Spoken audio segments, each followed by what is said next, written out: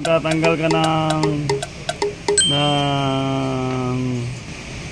oil pump ng 4D56 yato. Kailangan mo siya magtanggal ng ito.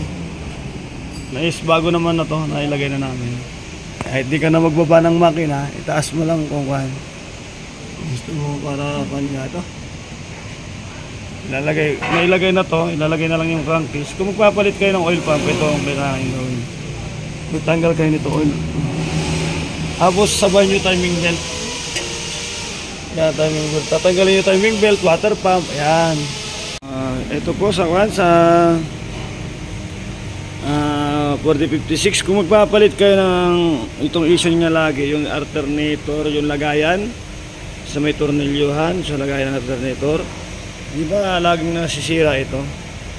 Kung magpapalit kayo nito, kung papagawa kayo, buong oil pump ang tatanggalin. Buo ito. Ang gagawin dito, ibababa yung crankcase, yung bang oil pan, kasi nga nandito yung lagayan ng oil pan dito. Yan. Tapos ito naman lagayan ng alternator ngayon, wala siyang pwedeng kalasin na para shortcutin mo, para doon lang baklas yun. Ang gagawin mo dito, tatanggal ka ng timing belt, oil pan, para makita mo siya, para makuha mo yung buong to. Nasa iyo naman kung buo pa naman yung pump niya, nasa iyo naman kung ipapa-repair mo pa doon sa machine shop o bibili ka na lang ng ganito na buo o surplus, nasa iyo naman yon. Pero pag tatanggalin mo, sigurado ko ibababa mo tong oil pan, kasi nga nandito yung lagay ng oil pan, strainer, yung sa strainer ng oil. Yan. Tapos ito po yung lagayan kasi ng yung balancer, ito yung harapan. Kaya obligado kayong magtanggal ng oil pan. Tapos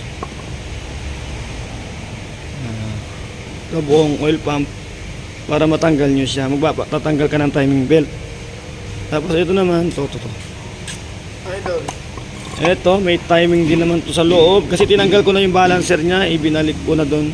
Kasi pag bumili ka ng class A na ganito, wala siyang kasamang balancer, yung mismong nakalagay dito, pinaka-balance niya, walang kasama. Pero meron akong ituturo sa inyo na timing niya, may timing to ang 4056 din. Kahit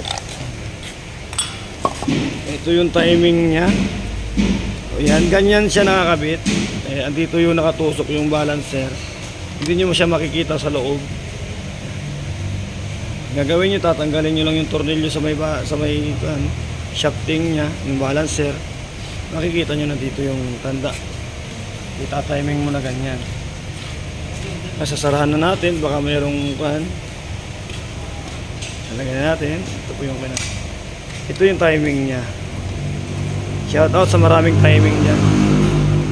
Ayan, pag magpapagaba kayo ng lagay ng alternator, buong oil pump ang gagawin, matrabaho.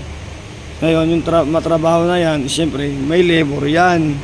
Hindi naman para walang labor yan. Napakahirap gawin. Siguro kung kumpleto lahat ng pyesa, pag nakuha mo na, 3 araw, depende na rin sa gagawa, kung makupad o mabilis, 2 araw, 3 araw pag may pyesa kasama na linis, siguro sa 3 araw yan, kukuha nyo na yan. Kung sobrang bilis mo, ibahala ka. Shout out nga pala sa mga kasama natin dito. Ito pala si Watsi. Yan, si Watsi. Ito pala si, anong pangalan na idol? Si Kwan na taga Kwan. Sige na, yung walang na mga pangalan nila magaganda naman. Wala talaga tayo magagawa dyan idol. Ayan. Kasama po lahat tong oil pan, is babaklasin talaga to. Hindi nyo pwedeng shortcutin para tanggalin lang ito.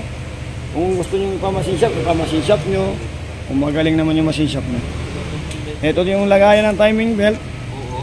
Buo. Kaya pag matrabaho talaga, tatanggal ka ng timing belt bago makalas po. Ito lang naman din ang isi-share ko. Kasi hindi pwede tayong tatanggalin talaga yan. Is nadudukot naman yan doon sa harapan na natanggalin mo yung radiator. Tanggalin mo ng radiator, mahuhugot mo naman to doon. Matatanggal mo naman to. Hindi na kailangan pang ibaba para matanggal mo to. Madudukot mo to, matatanggal mo to. Siyempre sa pagbalik naman, para hindi tumagas, ingat-ingat mo lang. Ingat-ingat pagbalik. Malinis kailangan. Sige, shoutout po sa ating lahat. Ma-under na rin at shoutout na rin sa nagpa-under. Okay na po ang ginawa nating adventure.